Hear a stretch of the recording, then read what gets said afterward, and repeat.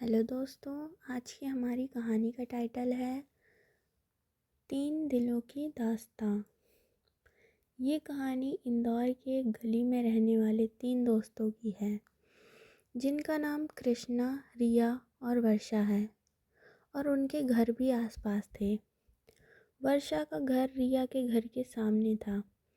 कृष्णा और रिया दोनों आपस में दोस्त थे। धीरे धीरे इनकी दोस्ती प्यार में बदल गई। कृष्णा इंदौर में ही एक कपड़ों की कंपनी में काम करता था।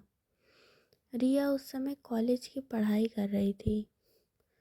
कृष्णा अपने काम पर जाते समय रिया से कॉलेज मिलने जाता था और वहाँ से आते समय भी मिलकर ही आता था।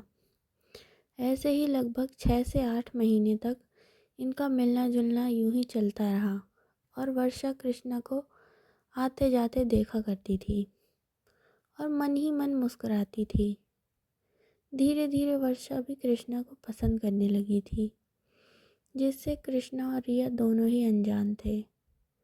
कृष्णा एक दिन मिठाई की दुकान पर समोसे खाने गया हुआ था कि तभी वहाँ वर्षा भी मिठाई लेने आ जाती है। तो वर्षा को कृष्णा से बात करने का मौका मिल जाता है और फिर वर्षा अपने दिल की बात उसे बता देती है। पर कृष्णा को इस बात की कोई खबर ही नहीं थी। वह तो चौंक जाता है और उसकी बात सुनकर समोसा डस्टबिन में डालकर वहाँ से चला जाता है। फिर जब कृष्णा रिया से मिलता है तो वर्षा की कही बात उसे बताता है। रिया उसे वर्षा से बात करने और उससे कभी भी मिलने से मना कर देती है। तो कृष्णा भी ऐसा ही करने लगता है।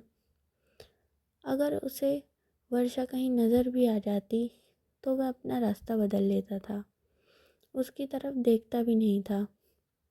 ऐसा कई बार हुआ कि उन दोनों का सामना हुआ पर उसने कोई भाव ही नहीं दिया। अब तो वर्षा को भी समझ आ गया था कि ये मुझे इग्नोर कर रहा है। ये सब देखकर वर्षा के तन मन में आग लग जाती है। फिर उसने एक दिन मन ही मन सोचा कि आज तो मैं इससे बात करके ही रहूँगी, फिर चाहे जो भी करना पड़े।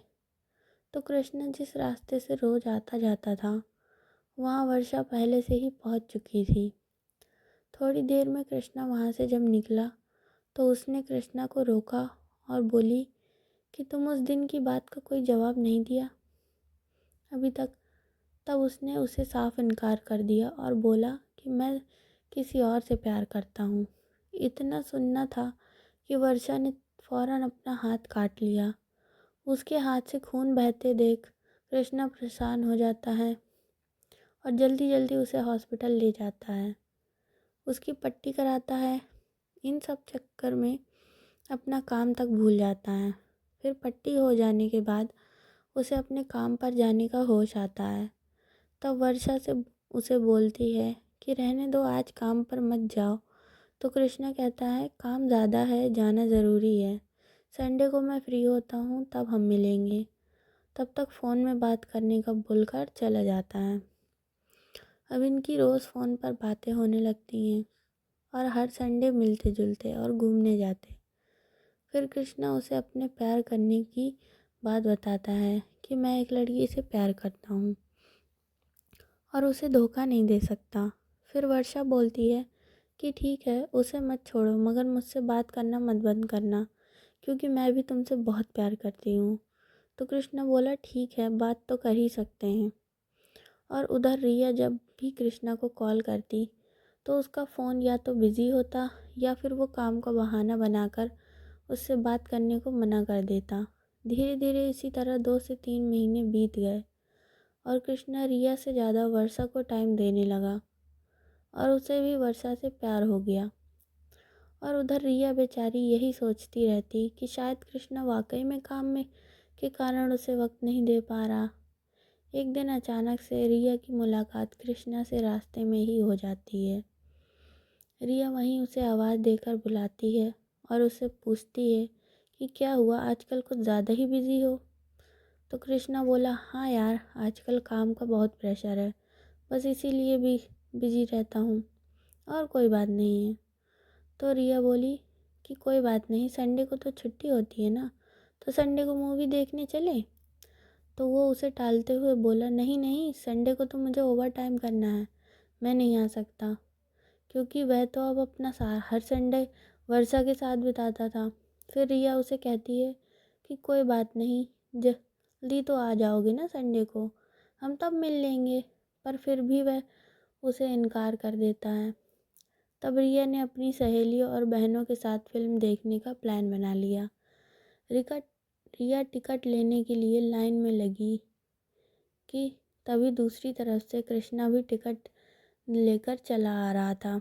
यह देखकर रिया को बहुत हैरानी हुई कि ये मेरे साथ तो आया नहीं, तो फिर ये किसके साथ आया यहाँ।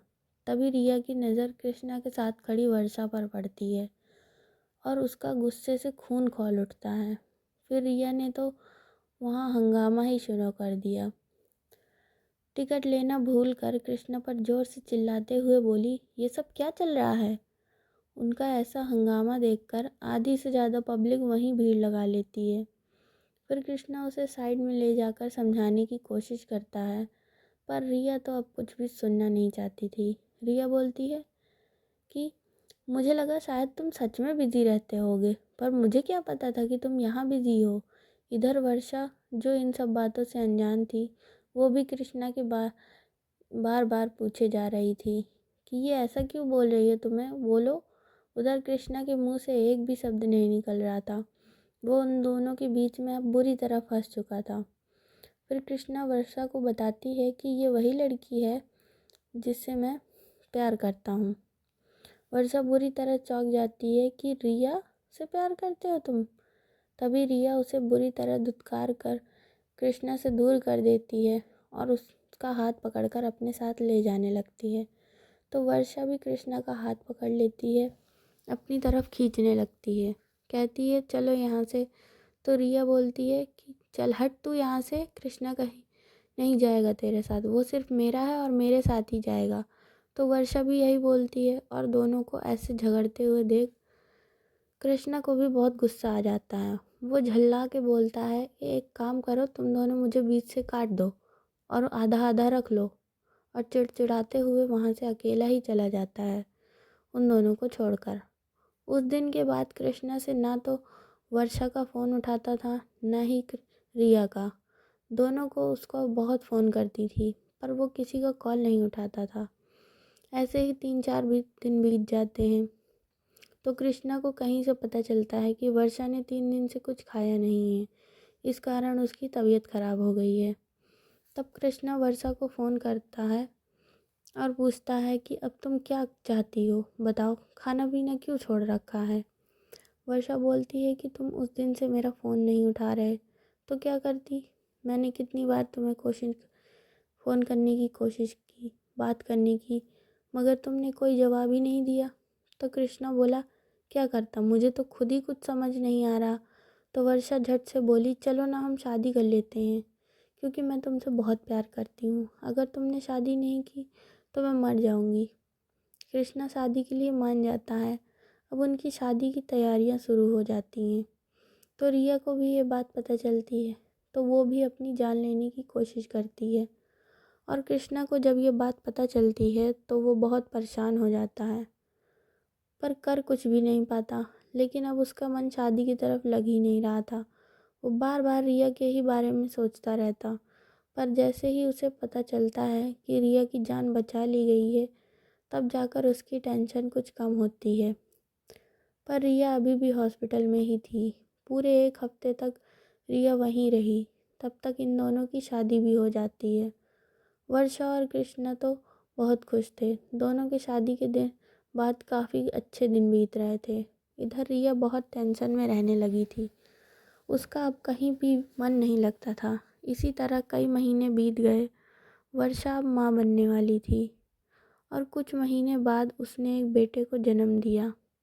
इसी खुशी में उन दोनों ने एक छोटी सी पार्टी रखी और वर्षा ने उस पार्टी में रिया को भी इनवाइट किया, पर रिया नहीं आई।